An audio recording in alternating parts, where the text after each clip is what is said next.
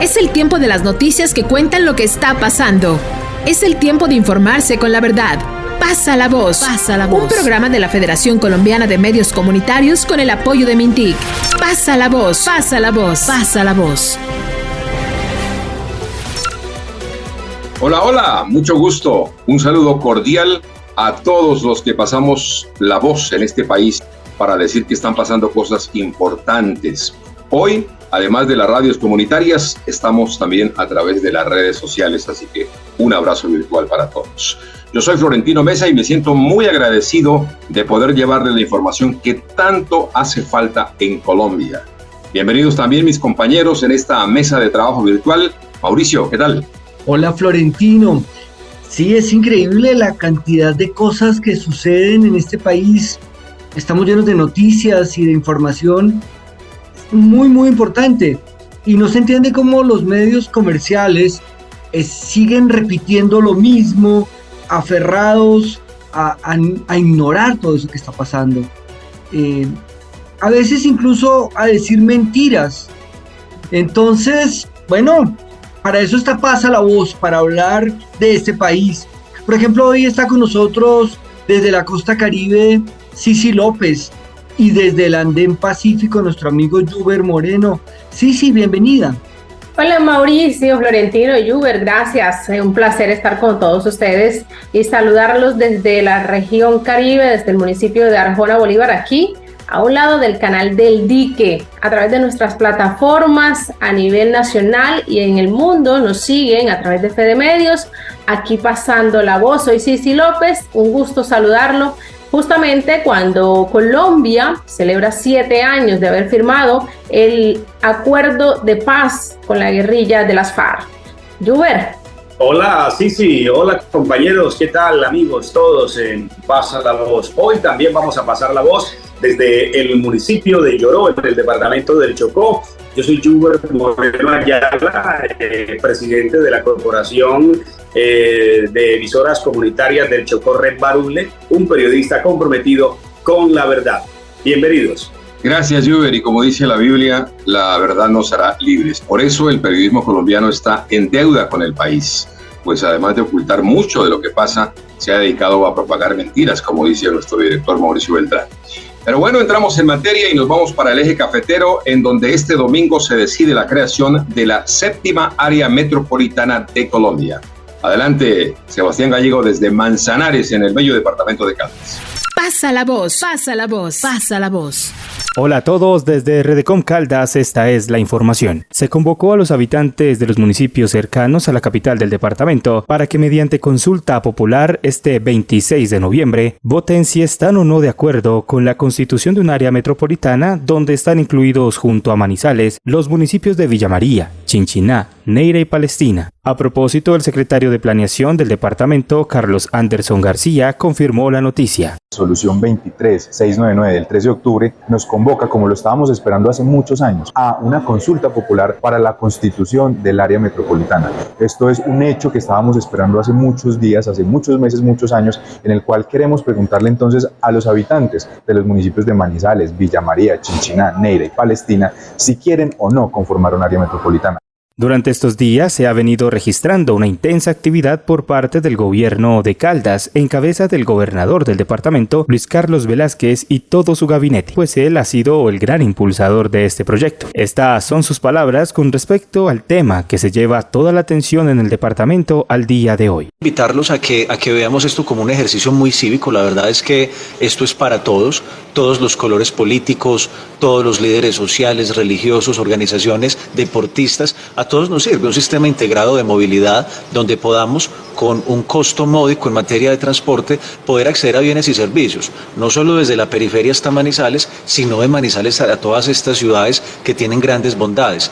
Muchas reacciones ha generado la consulta de este 26 de noviembre, como la de Fabio Hernando Arias Orozco, rector de la Universidad de Caldas, quien nos contó sobre las ventajas en materia educativa. Bueno, muy animado, vemos aquí un ambiente muy positivo. Yo creo que la mirada del gobernador, de la mano de los alcaldes electos de Chinchiná, Palestina, Villa María y Neira, diciéndole sí al área metropolitana, es un tema pues que nos convoca a todos los ciudadanos a salir por esos 22.000 o 23.000 votos que se requieren el próximo 26 de noviembre. La universidad desde luego está jugada, comprometida, dice ese sí al área metropolitana. Hoy tenemos 1.200 estudiantes distintos de Manizales en el área metropolitana que les caería supremamente bien cualquier alivio, en especial en el tema de movilidad, para venir a ver sus clases. Le decimos sí por esos 1.200 estudiantes que tenemos matriculados, más los que se puedan matricular en los semestres subsiguientes, pero además de eso hay un compromiso de todo el sistema universitario de Manizales, esto es, universidades públicas y las privadas, de apostarle al área metropolitana, como quiera que nos gustaría conformar, no un Manizales campus universitario, sino una área metropolitana campus universitario.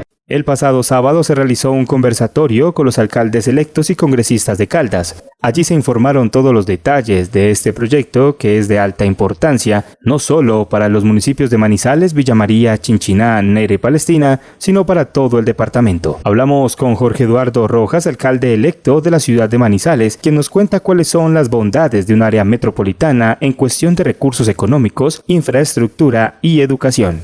Yo solo mandaré un mensaje primero a los manizaleños y decirles que creo que el área metropolitana es bondadosa, que tiene unas grandes particularidades que hacen que uno pueda, por ejemplo, traer recursos para ejercicios metropolitanos y regionales. Es más fácil pedir plata para un sistema de transporte metropolitano que para el propio. Es más fácil traer plata para infraestructura metropolitana que para el propio. Es más fácil traer plata para infraestructura educativa metropolitana que para un solo municipio. Y el gobierno nacional además tiene en el plan de desarrollo un articulado claro, que el senador lo leyó acá, un articulado que dice que es más fácil y más efectivo pedir recursos para más de un municipio que para uno solo. Resaltamos la importancia del transporte público que comunica a todos los municipios que componen el área metropolitana. Es por esto que hablamos con Miguel Enrique Peñaranda. Él es el presidente nacional de Asoáreas, quien nos aclara cómo funcionaría el transporte público en el área metropolitana. El transporte es el más beneficiado de todos. El transporte pasa de ser municipal a metropolitano. El crecimiento de todas las empresas de transporte en el país, en áreas metropolitanas, ha sido gigantesco. Convertirse en metropolitanos es el primer paso, muy seguramente, a la estructuración de un sistema de transporte integrado, estratégico. Lo importante es tener un sistema de transporte. Para los ciudadanos, importantísimo. Ya su transporte no es intermunicipal, ya se vuelve metropolitano, a unas tarifas mucho más, digamos, beneficiosas, favorables, y tenemos empresas de transporte que crecen el volumen de sus usuarios. Una empresa de transporte radicada en un municipio muy pequeño empieza a ver las posibilidades de crecer en servicio, poder ir mucho más allá. Los taxis metropolitanos. El taxi metropolitano es un taxi con la competencia para poder ir a cualquier municipio metropolitano. Eso es importantísimo para los territorios. El transporte es el más beneficiado, no solo en las empresas, a los ciudadanos, que van a tener un transporte mucho más eficiente y mucho más efectivo. Continuamos a la espera de este 26 de noviembre, donde el pueblo caldense es requerido para tomar una decisión sumamente importante para el futuro del departamento y sobre todo el de estos 5 municipios. Según los pronósticos, se tiene presupuestado un mínimo de 23.000 votantes, lo cual daría como aprobado este proyecto. Desde la Asociación de Emisoras Comunitarias de Caldas, Redecom Caldas, Sebastián Gallego.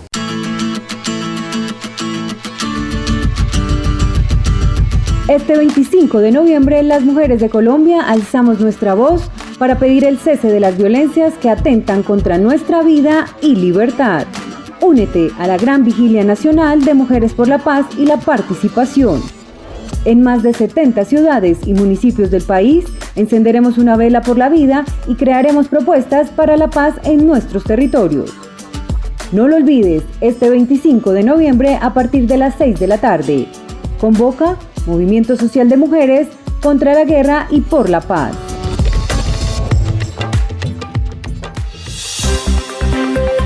Llega a tu radio una nueva propuesta informativa con la voz de las regiones.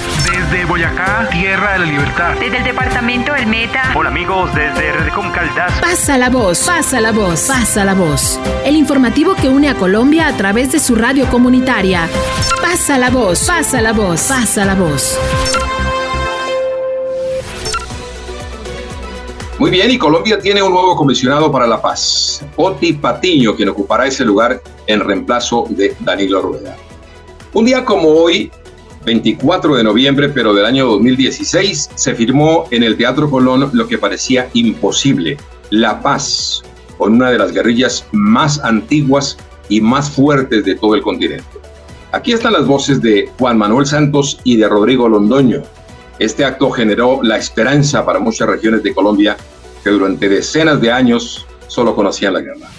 Pasa la voz, pasa la voz, pasa la voz. Canta mi tambora, no la puedo callar, así es como canta Colombia. Hoy, en este gran teatro. Recordemos, como la obra de Bertolt Brecht, que un hombre es un hombre, que cada vida es sagrada y que toda guerra es una derrota.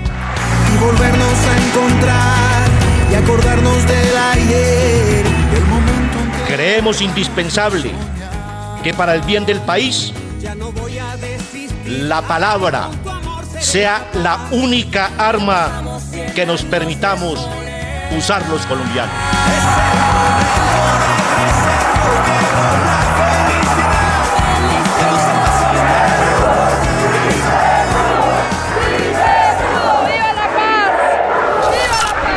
6 años duraron las negociaciones con las FARC, tiempo en el que este grupo liberó varias personas que tenían secuestradas y luego, con una comisión permanente en La Habana, se fueron construyendo los 6 puntos que llevaron al acuerdo final. Un acuerdo que tuvo que ser revisado luego de perder por 54.000 votos en el referendo de 2016, gracias a una gran campaña de desinformación en donde a partir de mentiras y como dijo el promotor del no, la gente salió a votar emberracada contra la paz. Ahora hay un nuevo capítulo de paz, de esta paz tan anhelada, sobre todo en las zonas en donde el conflicto es la vida cotidiana y no una noticia de radio o televisión. Por eso le pasamos la voz a Oti Patiño, el recién nombrado Alto Comisionado para la Paz. Usted estuvo en los primeros diálogos con la administración Belisario Betancur y luego con el gobierno de Virgilio Barco. ¿Qué se aprendió, señor Oti Patiño, de esos procesos? ¿Cómo fueron esos primeros pasos para la paz que hoy en día seguimos anhelando tanto en nuestro país? Bueno, pues realmente la negociación fue con Barco, ¿no? Con el presidente Virgilio Barco.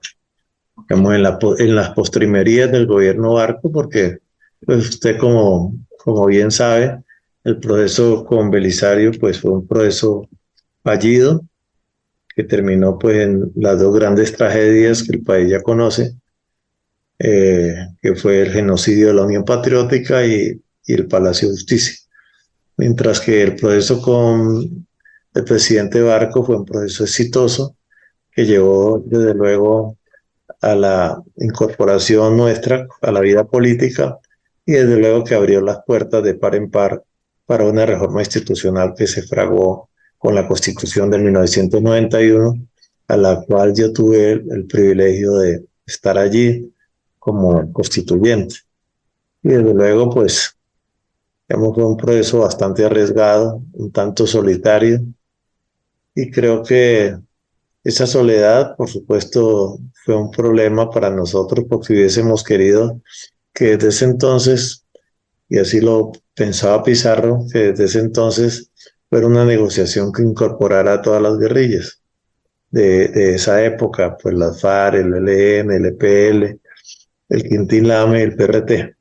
Después de que se abrieron las puertas a la Asamblea Constituyente, el EPL, el PRT, el Quintín Lame, pues se incorporaron a los procesos de paz y pudieron hacer la paz en el 91. El proceso nuestro arrancó en el 89, tuvo una crisis muy profunda a finales del 89, pues porque lo que se había discutido en las mesas de análisis y concertación y que luego se ha convertido en un pacto político, de alguna manera el gobierno quiso meter allí en las reformas pactadas todo el tema del narcotráfico sin que hubiese sido consultado con nosotros, y era meternos en una guerra muy complicada, que era la guerra que en ese momento sostenían el Estado contra unos narcotraficantes que estaban, digamos, luchando en contra de la extradición. Y allí hubo básicamente un choque entre el Congreso y el presidente.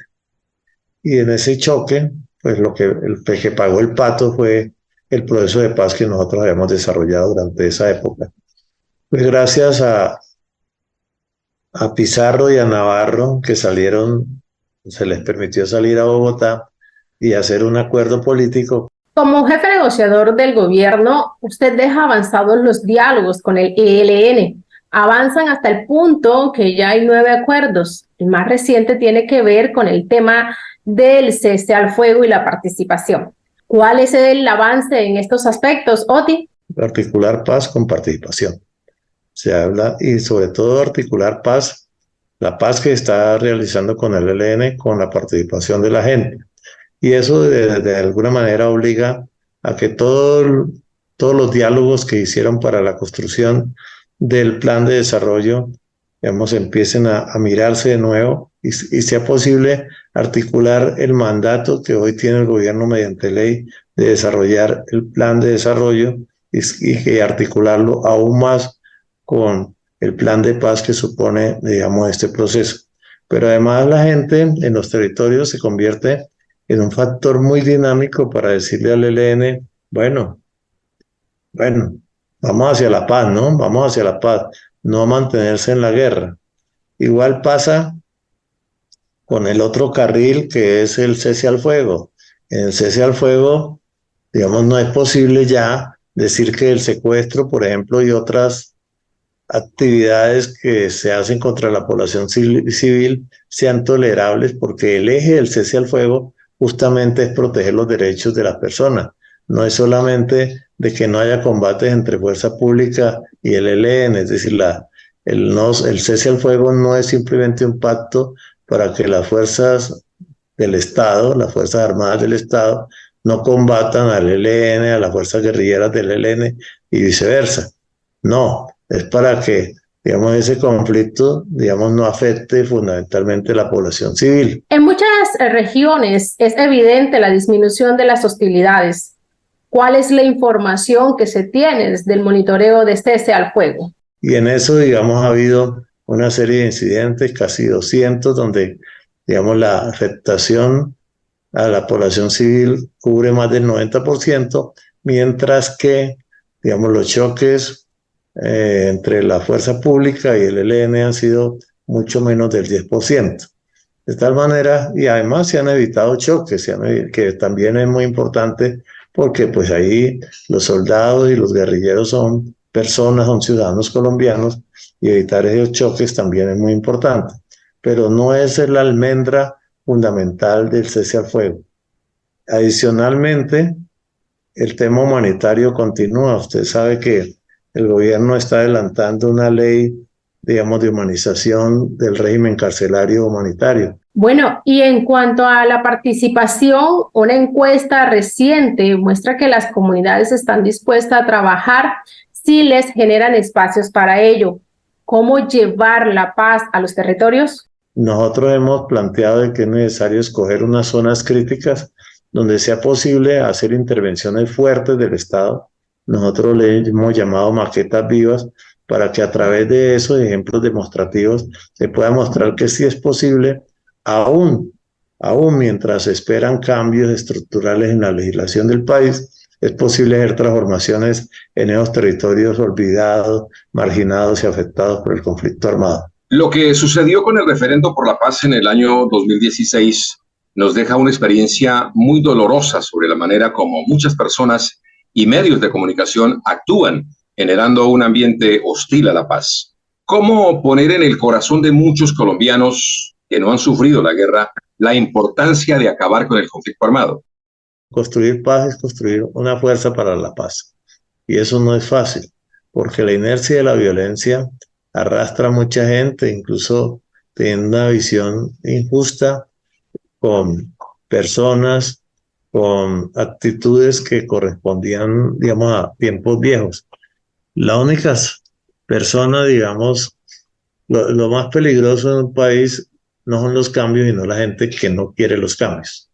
Y que no cambia tampoco, que no cambia en su manera de pensar, que piensa, digamos, que las cosas están congeladas en el tiempo y que no son receptivas a esos cambios.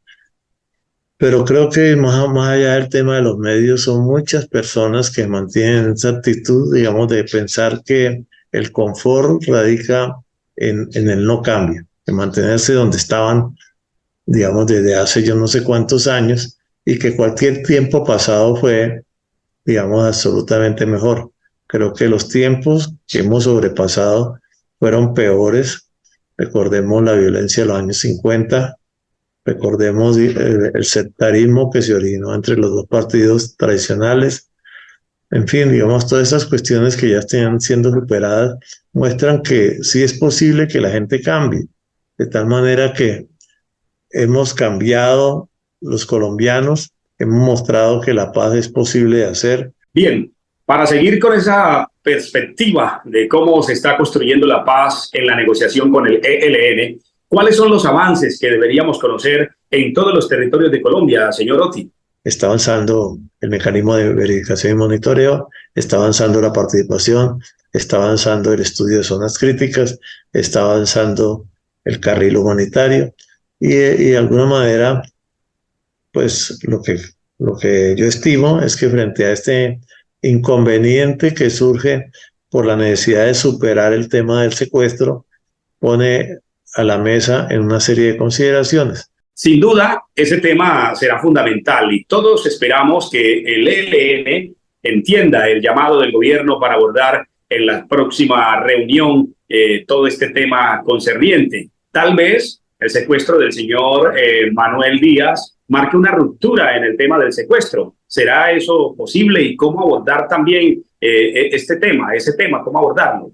Nosotros hemos hecho unas propuestas, creo que digamos también Naciones Unidas, Iglesia está proponiendo una manera de superar esta crisis, pero también hay la comprensión, digamos, muy importante de los países garantes y de los países acompañantes para poder superar esta situación. Muchas gracias, señor Alto Comisionado para la Paz, Otti Patiño. Éxitos en este nuevo reto le auguramos. Esperamos que pronto llegue ese día tan anhelado de la firma de la paz con el ELN, pero también para los avances con otros grupos que hasta llegará la paz para que en toda Colombia podamos vivir más tranquilos.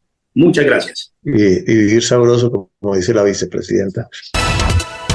Las regiones pasan la voz. Noticias, información, hechos importantes para nuestros oyentes. Pasa la voz, pasa la voz, pasa la voz.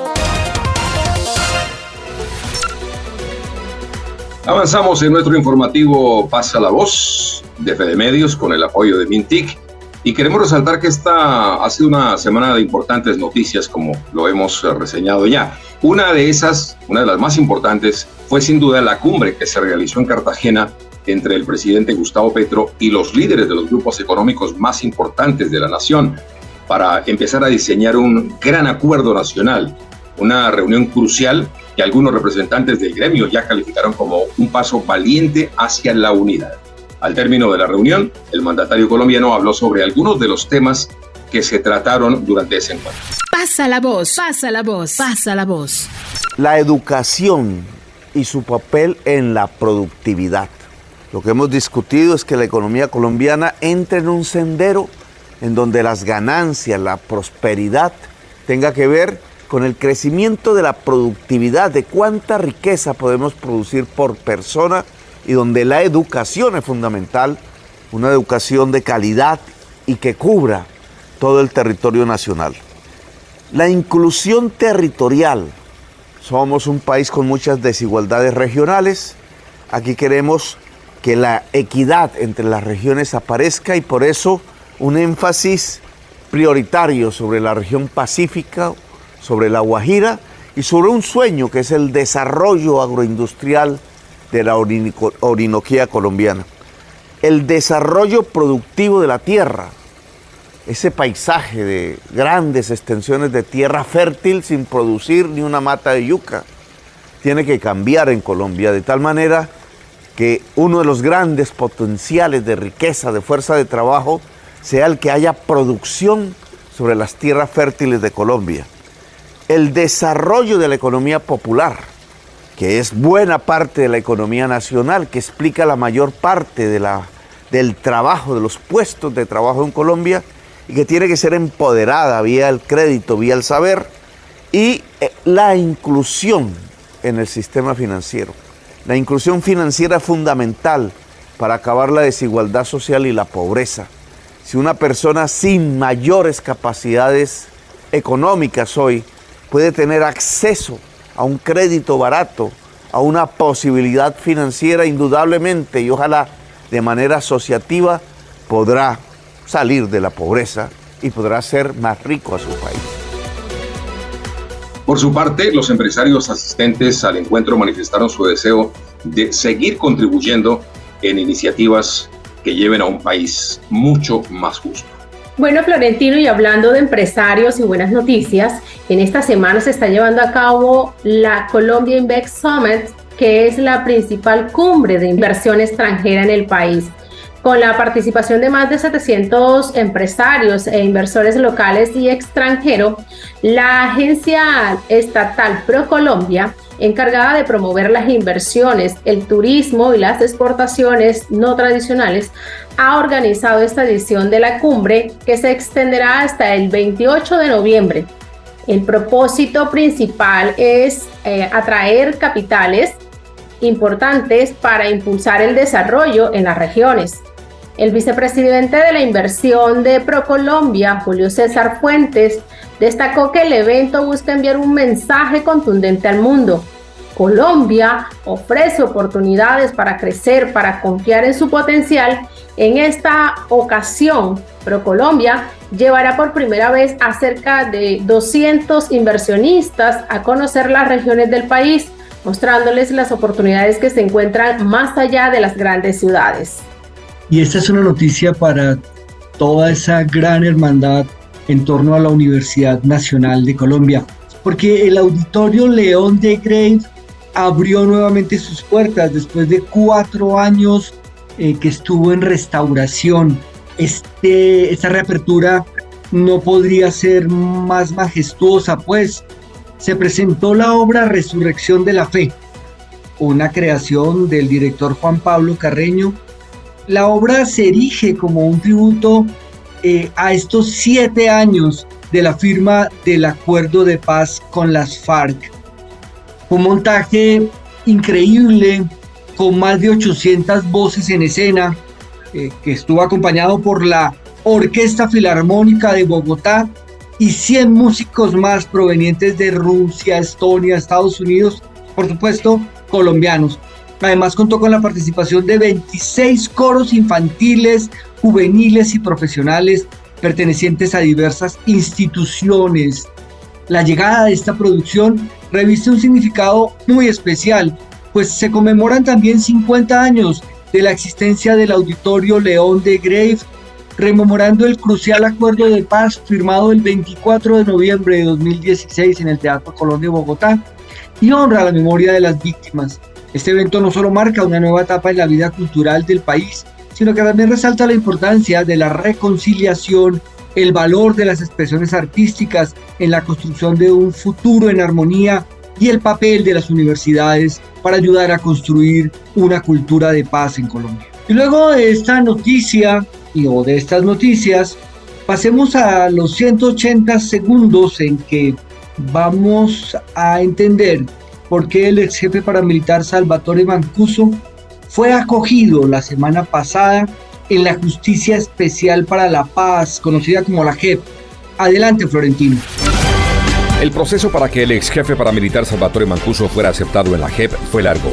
Tras varias audiencias en las que participó de manera voluntaria, de forma virtual, la Jurisdicción Especial para la Paz aceptó el argumento de que en su caso operó la figura sui generis de bisagra entre las Autodefensas Unidas de Colombia y la Fuerza Pública. El eje central para justificar dicha figura es que como paramilitar trabajó permanentemente con las fuerzas militares, mencionando nombres de altos oficiales y las brigadas con las que operaba. Tenía uniforme militar y hasta portaba un carné oficial, al punto de que alguna vez fue detenido y las autoridades lo dejaron libre. Según el testimonio de Mancuso, el ejército y las autodefensas operaban de manera mancomunada. Entre las declaraciones ante la JEP, Mancuso dijo que el bloque Catatumbo desapareció a más de 200 personas en Venezuela, a donde las llevaban para desaparecerlas y no afectar las cifras de los mandos militares en la región. La orden de desaparecer a las víctimas venía de la fuerza pública y del comandante Carlos Castaño. Sobre las acciones que llevaron a la tortura y el asesinato en el 2003 de Eudaldo Tito Díaz, entonces alcalde del Roble Sucre, Salvatore Mancuso dijo que la víctima denunció ante el entonces presidente Álvaro Uribe que lo iban a matar y que Uribe lo que hizo fue quitarle el esquema de seguridad. Nosotros lo matamos, reveló. Mancuso también afirmó que el gobierno de Ernesto Samper sabía de una desmovilización ficticia del EPL y narró la supuesta coordinación con altos mandos militares y funcionarios del gobierno nacional para llevar a cabo una falsa desmovilización del grupo subversivo con el fin de que sus miembros pasaran a engrosar las filas paramilitares. El ex paramilitar también declaró ante la JEP que el desaparecido Departamento Administrativo de Seguridad DAS declaró objetivo militar a Gustavo Petro. Según Mancuso, el ex canciller Álvaro Leiva y Petro fueron parte de los objetivos militares que les entregaba José Miguel Narváez, ex subdirector del DAS, quien perfilaba y hacía listados de personas para que los paramilitares las asesinaran. Al explicar el funcionamiento del modelo de convivir como una fachada legal de la violencia paramilitar, Mancuso afirmó que Francisco Santos, vicepresidente en el gobierno de Uribe, solicitó la creación del bloque capital y muchas personas llegaron a pedir para sus regiones. Los magistrados de la JEP pidieron a Mancuso un listado con los nombres concretos de los funcionarios de Ecopetrol con los que se establecieron los contactos con las autodefensas. Aunque no ha entregado el listado, afirmó que Postobón, Bavaria y Ecopetrol financiaron el paramilitarismo. Sobre las masacres cometidas por paramilitares en La Granja en 1996 y El Aro en 1997, dos corregimientos de Ituango, Antioquia, dijo que la orden llegó a la Casa Castaño por petición de Pedro Juan Moreno, entonces secretario de Gobierno de la administración de Álvaro Uribe en Antioquia. Mancuso dijo que habían sido operaciones planificadas un año antes con altos mandos militares desde la 4ª Brigada en Medellín. El testimonio más insólito de la audiencia de Mancuso en la JEP fue la versión de que un grupo de venezolanos le propuso a las autodefensas infiltrarse en Venezuela para asesinar al entonces presidente Hugo Chávez.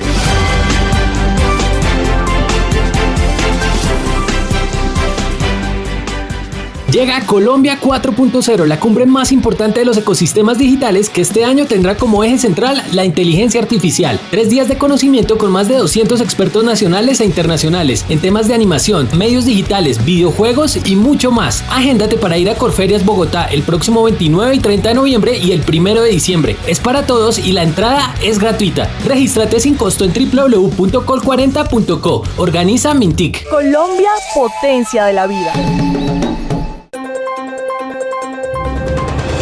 Pasa la voz, pasa la voz. Un nuevo espacio informativo y de interés de la Radio Comunitaria de Colombia. Escúchalo todos los viernes en la emisora comunitaria de tu región. Pasa la voz, una producción de Fede Medios y CIPAS con el apoyo de Mintic. Pasa la voz, pasa la voz, pasa la voz.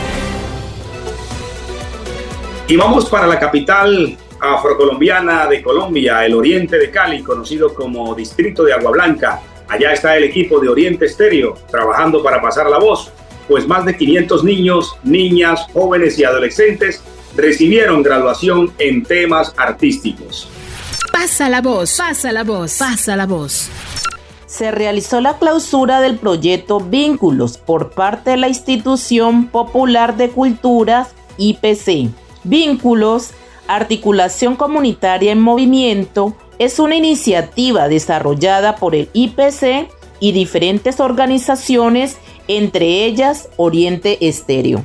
Durante 2 meses en el oriente de Cali se llevó a cabo esta actividad con el apoyo del IPC y la Asociación Agencia Recultural.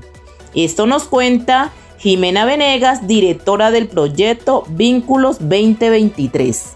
Lo que acaba de suceder aquí es algo majestuosamente hermoso porque hicimos el cierre, hicimos las clausuras de nuestro proyecto Vínculos, Articulación Comunitaria en Movimiento, que es un proyecto que llegó al oriente de Cali hace 3 años y bueno, estamos súper emocionados de poder cerrar, de poder mostrar todas esas creaciones hermosas que nacen en esos espacios comunitarios que tiene este territorio, como lo es Hijo Peña, como lo es la emisora Oriente Estéreo, donde acogen, convocan, ocupan el tiempo libre de nuestra población infantil y juvenil. Entonces estamos muy contentos como Instituto Popular de Cultura poder desarrollar esta clausura este día, el 16 de noviembre de 2023, aquí en el Teatro La Unión, y bueno, ojalá pues que todo se pueda dar para que el próximo año podamos continuar con estos espacios de formación por educación por el arte, para seguir cultivando valores, sana convivencia y aportándole a esa tan anhelada paz.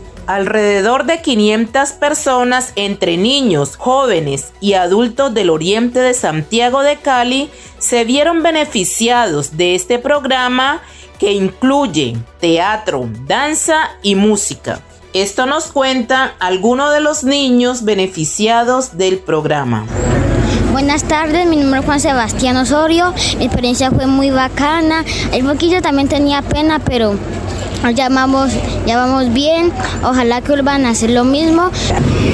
No, lo primero es que me daba pena, ya ayer como hicimos las clases, ya se me quitó la pena, y cuando eso pues ya sentí que ya no tenía pena, ya lo quería hacer. Mi nombre es Ángela, mamá de uno de los niños pues que está allí, y me gustaría pues que sigan pues con esos proyectos, que no los vayan a acabar, porque pues les ha servido mucho, a mi hija en lo personal le ha servido mucho porque es muy tímida y ya se ha despertado bastante con eso. Les agradezco mucho y espero que sigamos ahí. Se espera para el próximo año darle continuidad. La comunidad quedó expectante de un nuevo ciclo formativo que propicie espacios de aprendizaje y aprovechamiento del tiempo libre. Para Pasa la Voz, informó Juana Mena. Pasa la voz, pasa la voz, pasa la voz. El pueblo sicuani caminó por miles de años los llanos del Orinoco. Para vivir cada uno, debe pensar en todos. UNUMA es la palabra que habla de organización, solidaridad y alegría de compartir. UNUMA también es Soy porque somos.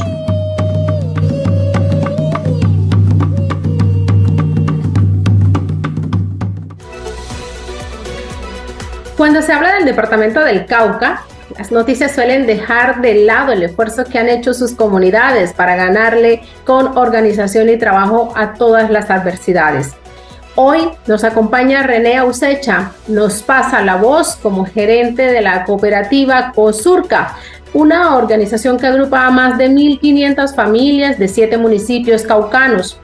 Un trabajo que empezó en el año de 1983 y es tiempo de celebrar. Escosurca como cooperativa cumplió 30 años y Espocosurca como sistema exportador de la cooperativa y del campesinado, un sistema exportador propio 20 años. Yo creo que aspectos importantes en estos 30 años es 30 y 20 son la autonomía de las comunidades en su proceso asociativo para construir la economía, para resistirle a la guerra y para pensar con esperanza.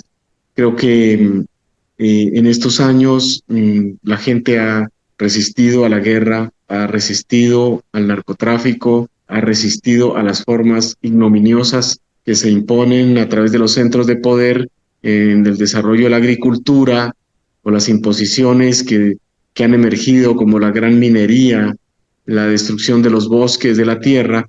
Entonces, en estos 30 años de COSURCA y 20 de Espocosurca son básicamente poder tener autonomía para desarrollar una agricultura que está en relación o en comunión con la naturaleza, con la vida y la cultura de la gente, con su dignidad.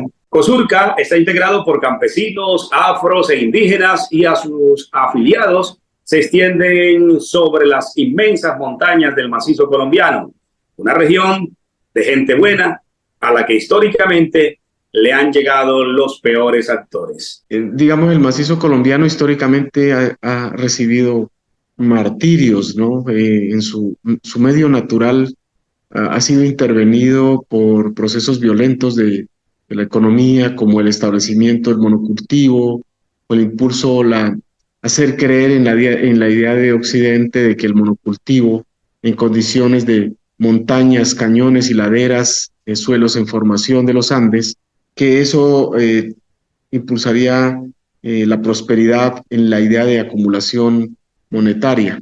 Todas esas quimeras que no responden a la espiritualidad humana, a la realización plena del ser humano, sino una realización propia del capitalismo. Como a tantas otras zonas de Colombia, la propuesta de un enriquecimiento fácil y rápido ha generado situaciones que afectan tanto a las comunidades como a su entorno natural.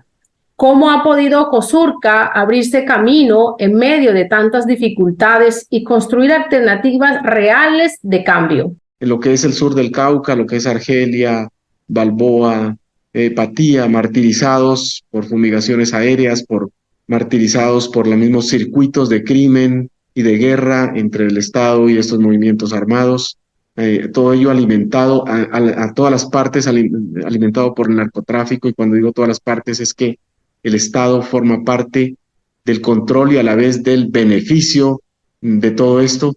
Y entonces las regiones han pagado un costo altísimo de muertes, de miedo, de inestabilidad, y la naturaleza también ha pagado lo que no debía.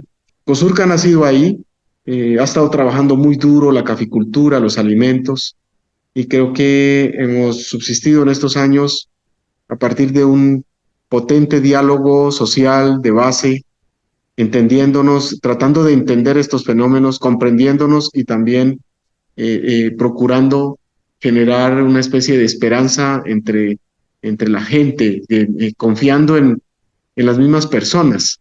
Entonces eso ha mantenido la caficultura, los alimentos y un activismo importante de la asociatividad, del cooperativismo, que ha ayudado, ¿no?, a mantener otras opciones. En ese contexto, Cosurca surge como una respuesta de la misma gente para enfrentar de un lado el abandono del Estado y de otro lado la imposición de grupos armados. Emerger como gremio, como cooperativa, con asociaciones y con otras organizaciones de abajo hacia arriba ha sido una experiencia difícil, por supuesto, porque ha implicado ir desmontando la idea mesiánica de que las soluciones vienen de arriba hacia abajo.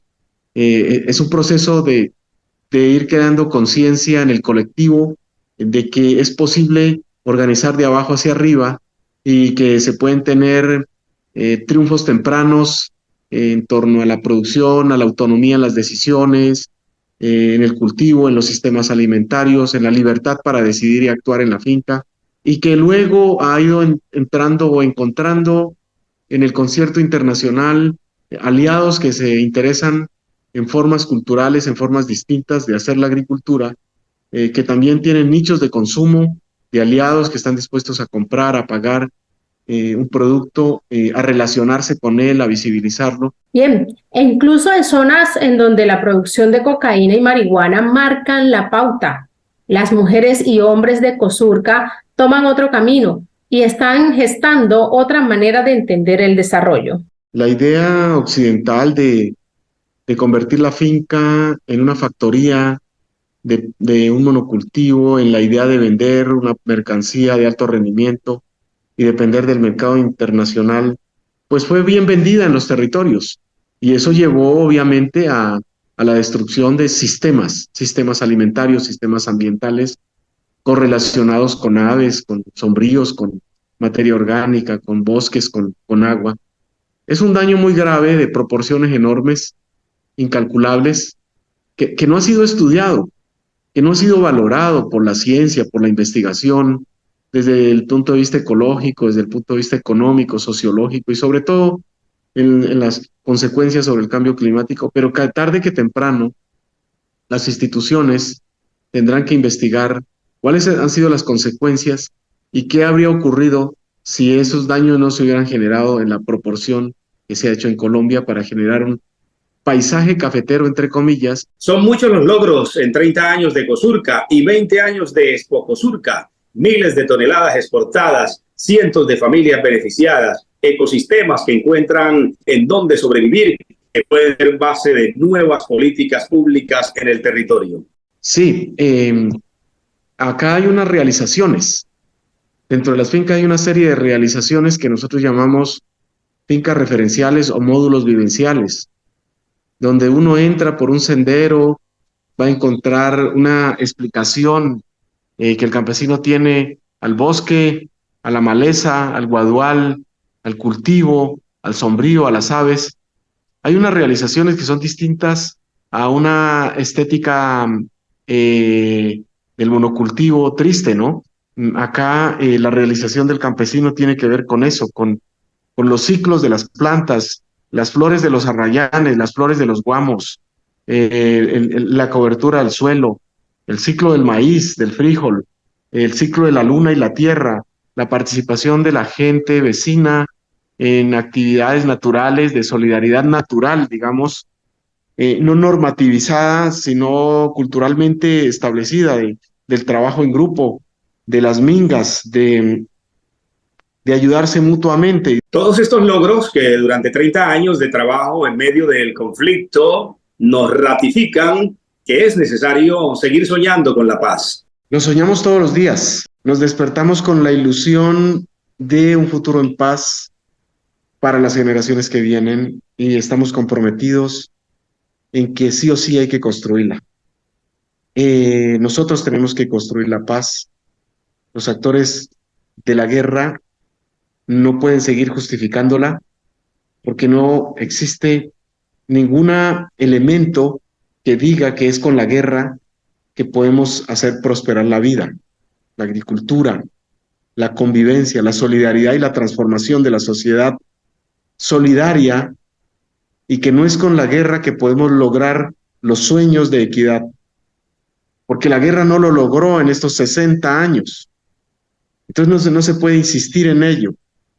Necesitamos que los actores de la violencia nos dejen construir la paz. Finalmente, el trabajo conjunto entre la corporación CIPAS y COSURCA para generar un sistema propio de Internet ya está empezando a levantar las antenas, ya está haciendo las primeras pruebas de conectividad y pronto la conectividad llegará a lo más profundo de estas montañas del macizo colombiano.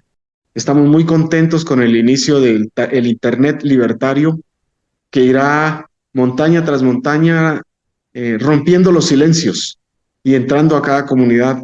Estamos muy emocionados al ver las primeras rayitas telemáticas en nuestros celulares. Es como la semilla cuando nace, esta es la semilla telemática libertaria. Estamos muy contentos, con gran expectativa. Cada que vienen los dirigentes aquí, les mostramos esa antena allá arriba y esto va para todos los cañones de nuestros territorios con gran alegría. Estamos muy emocionados.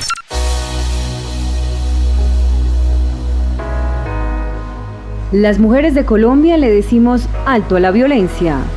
Únete a nuestra gran vigilia nacional de Mujeres por la Paz y la Participación, un espacio para conmemorar la vida y construir propuestas de paz para que la violencia no apague nuestros sueños. La cita es este 25 de noviembre a partir de las 6 de la tarde. Ubica el punto de encuentro más cercano y únete. Encendamos juntas una vela por la vida y la paz. Convoca el Movimiento Social de Mujeres contra la Guerra y por la Paz. Las regiones pasan la voz. Noticias, información, hechos importantes para nuestros oyentes. Pasa la voz, pasa la voz, pasa la voz. Y ahora pasamos la voz a la cultura.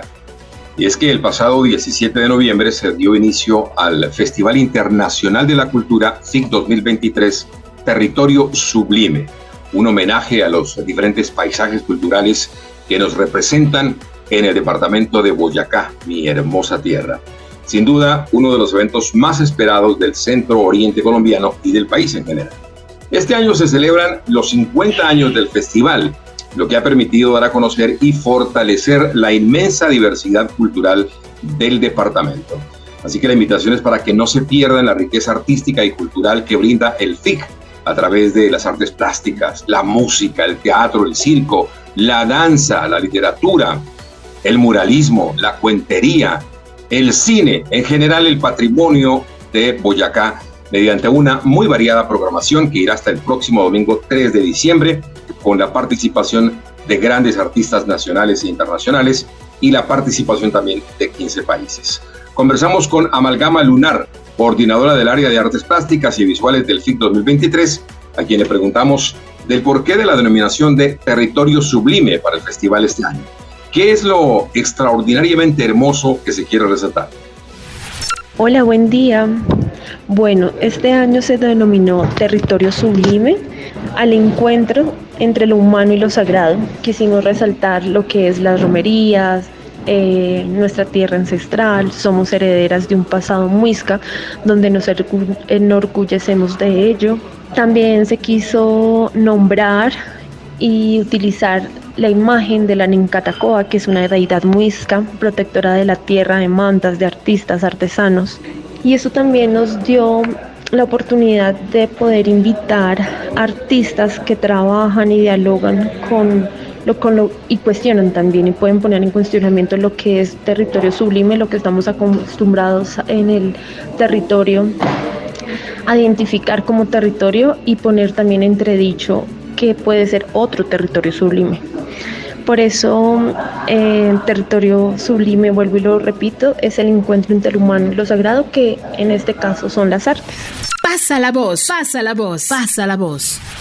Llega Colombia 4.0, la cumbre más importante de los ecosistemas digitales que este año tendrá como eje central la inteligencia artificial. 3 días de conocimiento con más de 200 expertos nacionales e internacionales en temas de animación, medios digitales, videojuegos y mucho más. Agéndate para ir a Corferias Bogotá el próximo 29 y 30 de noviembre y el 1 de diciembre. Es para todos y la entrada es gratuita. Regístrate sin costo en www.col40.co. Organiza Mintic. Colombia, potencia de la vida. Estamos hoy con Andrés Galindo, quien es el director de Economía Digital del Mintic. Andrés, buen día para ti. Muchas gracias por estar aquí conectado a esta hora con todas las emisoras comunitarias de Colombia. Un placer estar aquí para contarles 2 iniciativas súper importantes del Ministerio. Claro que sí, Andrés. Bueno, haces parte de la Dirección de Economía Digital y vamos a hablar sobre estos eventos que tiene el Mintic. Hablemos entonces de Colombia 4.0, que viene organizando este evento de la industria creativa y digital. Cuéntanos de qué se trata. Claro que sí, bueno, Colombia 4.0 es un evento que llevamos realizando más de 11 años. Está buscando siempre conectar las diferentes entidades que trabajan para las industrias digitales y conocimientos en tecnologías de última milla. Este año lo vamos a realizar del 29 de noviembre al 1 de diciembre. Vamos a estar durante esta jornada realizando diferentes actividades académicas, talleres. Presencialmente en Bogotá vamos a tener algunos shows tecnológicos. La idea es que todas las personas puedan acceder a estos contenidos que pueden visitar en la página de col40.co, donde encuentran toda la agenda académica que tendremos los 3 días en las diferentes temáticas. Tendremos temáticas de videojuegos, temáticas de animación, temáticas de emprendimiento digital, de inteligencia artificial, que es el eje central de todo el evento este año, y otros temas súper importantes que estarán vinculados a las tecnologías. Todas las personas que estén en el país pueden acceder tanto a la página de Colombia 4.0 para ver las diferentes conferencias en streaming, o las transmisiones también las vamos a realizar a través de los canales regionales que existen en todo el país.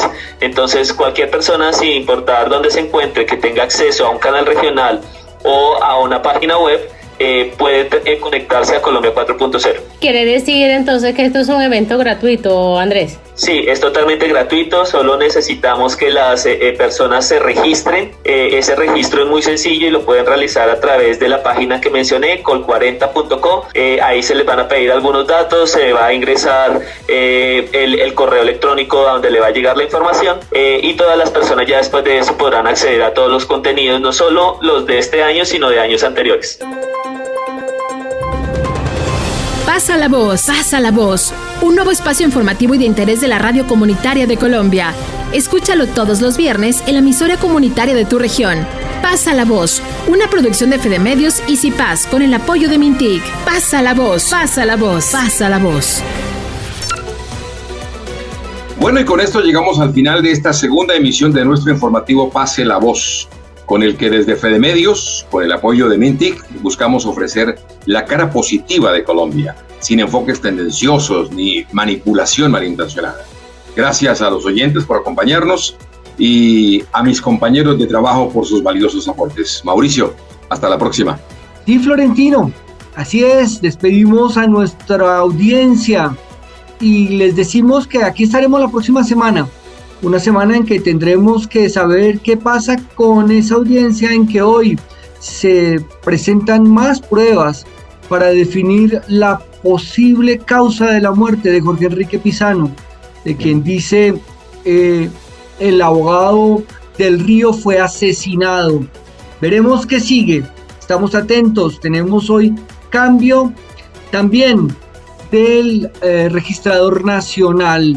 Colombia se mueve, cambia, se transforma y nosotros se lo contamos.